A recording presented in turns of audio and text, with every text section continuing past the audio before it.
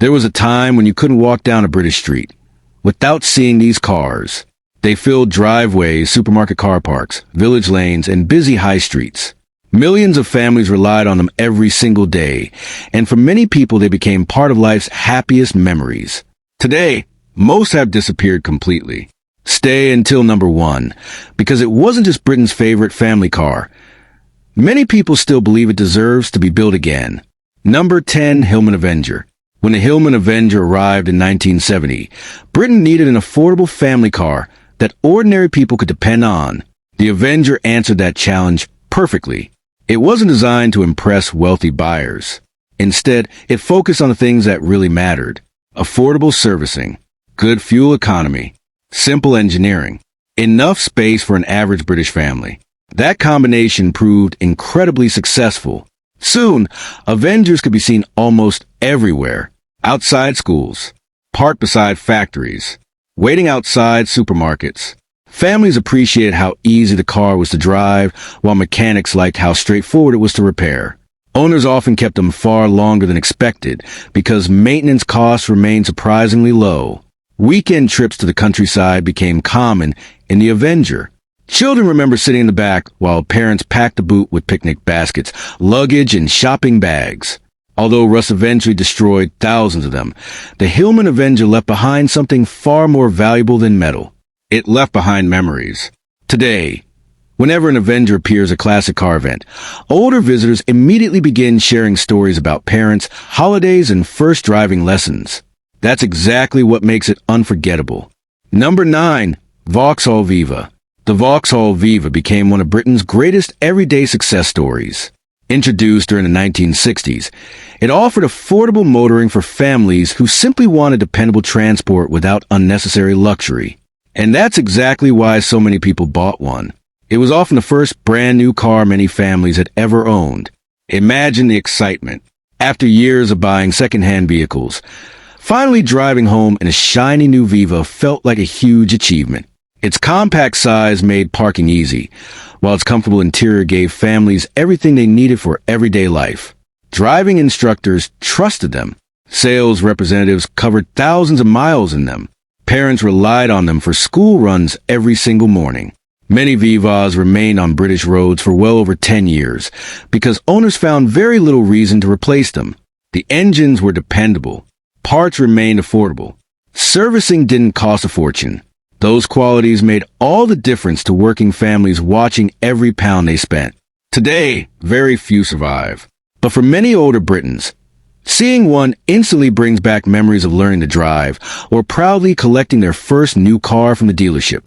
Number 8, Austin Maxi. People often forget just how practical the Austin Maxi really was. When it arrived in 1969, it introduced ideas that were ahead of their time. The large hatchback made loading luggage incredibly easy. Rear seats folded down to create impressive cargo space. Families suddenly had one car capable of handling everyday shopping, camping holidays, and long-distance travel. Parents loved the practicality. Children loved the roomy back seats. Owners appreciated the excellent fuel economy during a time when household budgets mattered more than ever. Many families drove their Maxi across Britain every summer. Cornwall, the Lake District, Scotland, Wales. The Maxi quietly carried generations of holiday memories.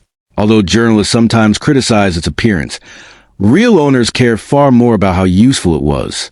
And useful it certainly was. Many examples stayed in family ownership for years because replacing such a versatile car simply didn't make financial sense. Today, enthusiasts often defend the Maxi far more passionately than critics ever expected. Perhaps because they remember living with one, not merely reading about one. Number 7, Ford Escort Mk2. If you lived in Britain during the late 1970s, avoiding the Ford Escort Mk2 was almost impossible. They seemed to be everywhere. One parked outside nearly every street. One waiting at almost every traffic light. One sitting outside nearly every supermarket. The Escort earned that popularity honestly. It was affordable enough for working families while remaining dependable enough for everyday life. Young drivers dreamed of owning one. Parents trusted them. Small businesses relied upon them. Its success wasn't limited to ordinary roads either. The Escort became famous and rallying, giving owners a feeling they were driving something with genuine motorsport heritage. That reputation made the car even more desirable. Mechanics praised its simplicity. Owners appreciated its low running costs. Insurance remained reasonable. Spare parts were widely available. Everything about the Escort encouraged families to keep it for years. Even today, prices continue climbing because demand remains incredibly strong. Unlike many forgotten family cars, the Escort never lost its fan base. People genuinely miss seeing them every day. Number 6. Austin Allegro. The Austin Allegro receives plenty of criticism today. But history often forgets one important fact. Hundreds of thousands of ordinary British families actually chose to buy one.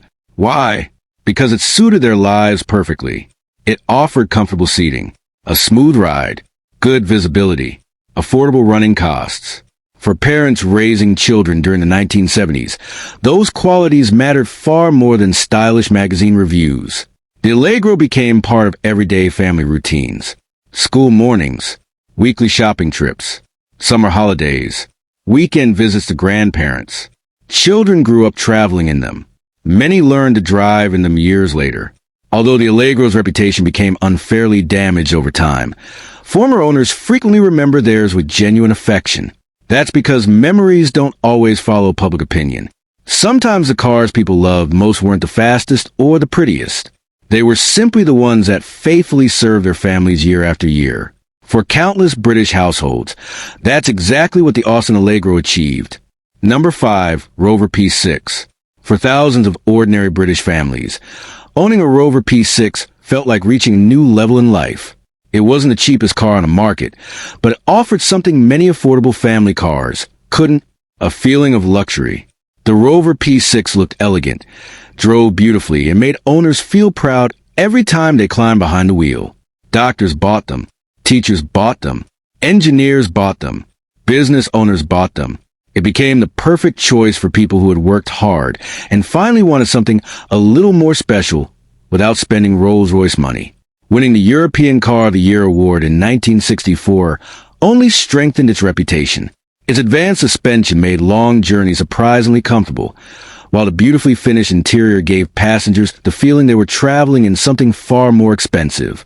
Many owners kept their Rover P6 for well over a decade because replacing it simply wasn't easy. The build quality impressed people. The driving experience remained enjoyable even after years of ownership. And perhaps most importantly, it made ordinary people feel successful. Today, whenever a Rover P6 appears at a classic car gathering, crowds still stop to admire it, not because it's flashy, but because it represents a time when British engineering genuinely competed with the very best. Number 4. Triumph Dolomite. The Triumph Dolomite proved that a practical family saloon didn't have to be boring. From the moment it appeared, buyers noticed something different. It looked elegant. It looked sporty.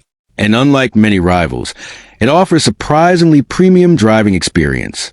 Families appreciated the comfortable cabin, smooth engine, and refined handling. Meanwhile, enthusiastic drivers loved the famous Dolomite Sprint, one of Britain's first affordable performance saloons. But even the standard Dolomite models became incredibly popular. Parents drove children to school in them during the week, then enjoyed relaxed countryside drives at weekends. That combination of practicality and enjoyment made the Dolomite something rather special. Owners often spoke proudly about their cars. Many refused to replace them even when newer models appeared. Sadly, Russ eventually claimed countless examples, making surviving cars much rarer today. Yet, whenever people see one now, they almost always smile, because they remember when the Dolomite was simply another familiar sight on British roads. Number 3. Morris Minor 1000. Few cars have earned as much affection as the Morris Minor 1000. For decades, it became one of Britain's most trusted family cars. Affordable, reliable, simple to repair, economical to run. Everything ordinary families wanted. Millions of Britons learned to drive in a Morris Minor. Others bought one as their first family car after getting married. Some even used the same car for 15 or 20 years because it continued doing exactly what they needed: The Miner wasn't built to impress neighbors. It was built to serve families, and it did that brilliantly. Its cheerful styling also helped create an emotional connection. Children loved riding in them. Parents trusted them. Grandparents often refused to part with theirs. Many examples remained in daily use long after production ended because owners simply couldn't imagine life without them. Today, beautifully restored Morris Miners still appear on Britain's roads. Whenever they do, people wave, people smile, and older drivers instantly begin telling stories from decades ago. Very few cars create memories that powerful. Number 2, Ford Cortina. There was a time when Britain's roads almost belonged to the Ford Cortina. Throughout the 1960s and 1970s, it became Britain's best-selling family car. The reason was simple. It offered everything people needed. Enough room for the family, affordable servicing, excellent reliability, reasonable fuel economy, comfortable long-distance driving. Whether someone worked in a factory, managed an office, or owned a small business, the Cortina suited almost everyone. Police forces used them. Taxi companies bought them. Company fleets ordered thousands. And ordinary families proudly parked them outside their homes. The Cortina wasn't just popular. It became part of British culture. Children recognized them instantly. Parents trusted them completely. Many examples comfortably traveled well beyond 100,000 miles before retirement. Even today, restored Cortinas continue attracting enormous attention, not because they're rare, but because they remind people of a Britain that many still miss. Number 1, Mini. If one car truly belongs in the number 1 position, it's the original Mini. Very few vehicles changed Britain quite like this tiny car. When fuel prices mattered and household budgets were tight, the Mini offered something revolutionary: affordable motoring for almost everyone. Despite its small size, it provided remarkable interior space thanks to its clever engineering. Families quickly discovered they could fit far more inside than they ever imagined. Young couples bought them. Students bought them. Retired people bought them. Workers drove them to factories every morning. Children traveled to school in the back. Entire generations grew up surrounded by Minis. The car became far more than transportation. It became a symbol of everyday Britain. Its success spread across the world, but nowhere loved it more than its home country. Even today, older Britons often become emotional when they see a classic Mini. Many remember learning to drive in one. Others remember family holidays squeezed inside one. Some even remember bringing newborn children home from hospital in one. Very few cars become part of people's lives quite like that. That's why, even after all these years, the original Mini remains one of Britain's greatest automotive legends, and perhaps the greatest affordable family car Britain has ever produced.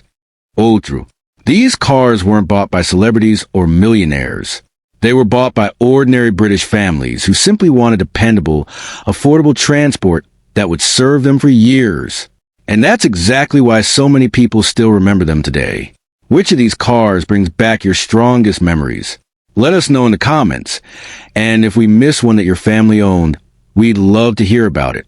Don't forget to subscribe to UKTorque for more stories celebrating Britain's unforgettable automotive history.